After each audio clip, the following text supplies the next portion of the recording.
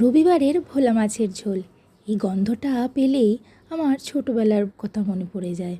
বাবা বাজার থেকে ভোলা মাছ আনতো, তারপর মা সেটা ধুয়ে পরিষ্কার করে হলুদ আর নুন মেখে একটু রেখে দিত।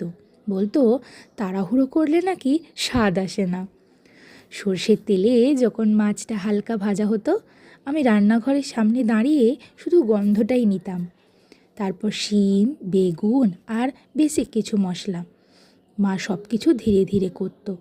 বলতো রবিবারের রান্নায় একটু বেশি ভালোবাসা লাগে। ঝোল ফুটতে শুরু করলেই পুরো বাড়ি ভরে যেত সর্ষের তেলের গন্ধে।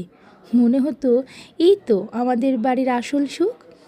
আজ এত বছর পর একইভাবে বানালাম, আর মনে হলো রবিবারটা আবার ফিরে এসেছে। আপনাদের বাড়িতেও কি এমন কোনো রবিবারের স্মৃতি আছে? মায়ের হেসেলের সাথে থাকতে সাবস্ক্রাইব করে রাখবেন। রবিবারের ভোলা মাছের